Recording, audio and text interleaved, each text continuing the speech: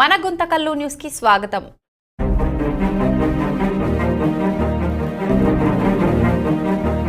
పాప ఒక సంవత్సరం గుర్తులో చేసిన ట్రైనింగ్ మళ్ళా సంవత్సరానికి కదిరికి వేసినారు. కదిరిలో ఒక సంవత్సరం వచ్చేసి ఇక్కడ గుంటకల్కి వేసినారు. ఆ పాపకి గుంటకల్లో వద్దు సార్, నాకు వాళ్ళ ఫ్యామిలీ అంతా ఇక్కడే ఉండేది, భర్త వాళ్ళ ఫ్యామిలీ వాళ్ళంతా. అందుకే నాకు మా ఆయన ఎప్పటికీ ఇక్కడే గెప్తికి వస్తుంటాడు కాబట్టి నేను ఇక్కడ నాకు అవసరం లేదు సార్, నాకు ఎక్కడైనా ఏంటి పోతానని రిక్వెస్ట్ చేసుకున్నాం సార్. నేను నా కూతురు ఇద్దరు వచ్చి రిక్వెస్ట్ చేసుకున్నాము. లేదమ్మా ఎక్కడుంది వేసేకి ఇక్కడ అంటే, లేదు సార్ ఎట్లన్నా జయించి మీరు వేయండి అని చెప్పింది సార్. అంటే సరే లేదు మదనపల్లికి వేస్తాను అన్నారు. మళ్ళా మదనపల్లికి వేస్తారంటే మేము వెళ్ళిపోయినాము. మళ్ళీ ఒక నెల తర్వాత అంతవరకు ఏమిలే మర్చిపోయినారేమో అనుకున్నాం. మళ్ళీ నెల తర్వాత మళ్ళీ అర్జెంటుగా వచ్చేసి నువ్వు గుంటకల్లో జానగమ్మ అని చెప్పినారు. జానగమ్మ అంటేనే ఇంకప్పుడే ఆ పాప డ్యూటీలో నుంచి వచ్చేసి అమ్మ నాకు ఇట్లా మళ్ళీ గుంటకల్కి వేసినారు అంటే, గుంటకల్కి వేసింటే మళ్ళీ మనం పోయి అడుగుదాంలేమ్మా అంటే వచ్చింది ఆ పాప. జాన్ కావాలి ఈరోజు అన్నారు సార్. ఆ రోజు లేరు, అయినా జాయిన్ అయ్యింది. జాయిన్ అయ్యి సార్ని రిక్వెస్ట్ చేసుకున్నాం మళ్ళీ మేము.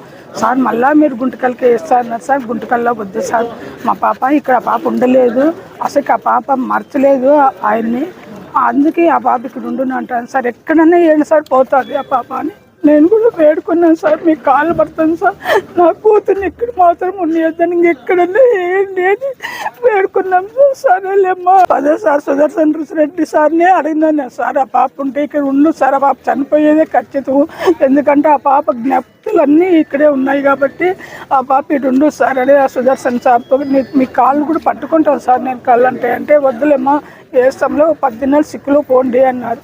సరే లేని మేము వెళ్ళిపోయినాము. మళ్ళీ సిక్కులో ఒకసారి 2 సార్లు సిక్కు పెట్టొచ్చు. ఫస్ట్ సార్ 4 రోజులు, మళ్ళీ సార్ 4 రోజులు పెట్టింది. మళ్ళీ గురువారం నాకు సిక్కు పెట్టొచ్చింది. ఆ గురువారం సాయంకాలంకే ఇంటికి వచ్చింది 4 గంటలకి. 5-6 మధ్యలో సారు పిఏ గారు వాళ్ళు ప్రేమ్ కుమార్ ఏమో ఫోన్ చేసి, లేదమ్మా నువ్వు ఖచ్చితంగా డ్యూటీకి వచ్చి జాయిన్ కావాలంట, గుంటకల్లోనే ఇంకెక్కడ నేను వేయరంట, నువ్వు గుంటకల్లోనే జాయిన్ కావాలంట అంటే, లేదు సార్ నేను గుంటకల్లో మాత్రం జాయిన్ కాను సార్, నేను సార్ని అడిగినాను అంటే, లేదు సార్ చెప్పినాడు నువ్వు మీ అమ్మ ఇద్దరు వచ్చి అడుక్కునే ప్రసక్తే లేదు, మీరు అసలు రాకూడదంట, నువ్వెవరికో ఫోన్లు చేస్తావంట అంటే, ఎవరికి సార్ నేను ఫోన్లు చేస్తాను, మాకేం పెద్ద రాజకీయ నాయకులు కాదు సార్ మేము, ఏదో ఆ పాప కొండాపురం పాప అడిగింటే నేను మాట్లాడినాను, లేదు నేను కొండాపురంలో ఉంటా గుంటకల్లకు పోను అని చెప్పింది సార్ అని నా ఎదుటిగా నా కూతురు చెప్తాను సార్ ఫోన్లో. నేను ఆటికి ఇక్కడ ఇయ్యమ్మా నేను సార్ వాళ్ళతో మాట్లాడతాను కావాలంట అంటే, వద్దులేమ్మా నీకు తెలుసు పెద్దోళ్ళతో మాట్లాడకూడదు నువ్వు అనింది. మళ్ళీ ఎట్లమ్మా ఇట్లయితే నేను సోమవారం పోయి అడుగుదామంటే, ఏమో మా వీళ్ళంతా కలిసి నాకు గుంటకల్లోనే గుంతకేసేస్తారు అని ఏడ్చింది సార్. అట్లా నేను సార్ని వేడుకుంటానమ్మా పోయి అంటే, లేదమ్మా నేను గుంటకల్లోనే ఉండాలంటే, అప్పుడు నా కూతురు ఇంకా వాళ్ళు చంపినట్లా కాదు అసలు, లేకపోతే లేదేమా మారుస్తాము అని అంటే ఆ సుదర్శన్ వాళ్ళు మేము ఆ పాపరంతో ఆ రోజు నిమ్మలంగా ఉంటుంది సార్.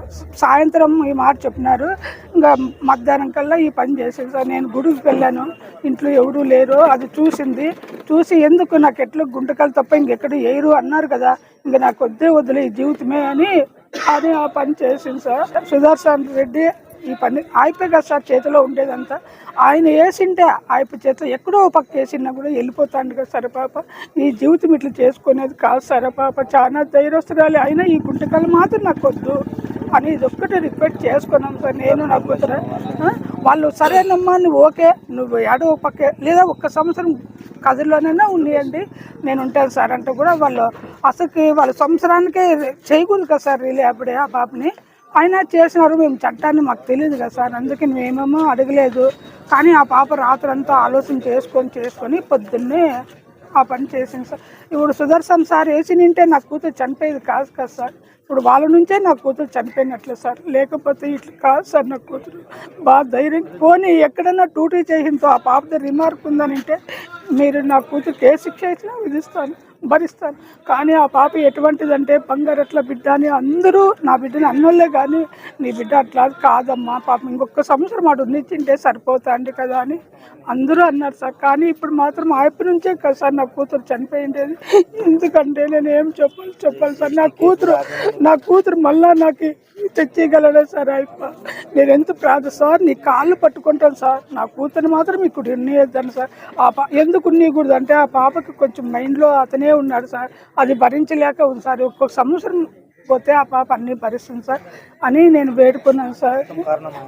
మొత్తం అయిపోయి సార్ అని కానీ వాళ్ళ చేతిలో పెద్దోళ్ళు మీరు ఎక్కడైనా వాళ్ళు ఎక్కడేస్తే అక్కడ పోతారు కదా సార్. ఇది ఒక్కడు తాగు తప్పించి తింటే ఆ పాప జీవితం చల్లగుంటాడు సార్. ఆ పాప ఇంతే సార్. నేను ఏం చెప్పండి సార్ మీరు. ఆ పాప జీవితాన్ని ఒక్క 2 ఏళ్ళకే నాశనం చేసేస్తారు కదా సార్. ఉద్యోగం తెచ్చేటప్పుడు కూడా నేను ఎంత 6 నెలలు తిరిగినాం సార్. ఇక్కడ తెచ్చుకునేటప్పుడు కష్టపడి, ఇప్పుడు పోయేటప్పుడు కష్టమే, ట్రాన్స్ఫర్కి వచ్చేకి కష్టమే. అంటే ఈ కష్టం ఆ తల్లి భరిస్తుందో చెప్పు సార్. ఇకపోతే నా కడుపు కోతకి ఎవరన్నా నాకు నా బిడ్డను తెచ్చేయగలరా సార్?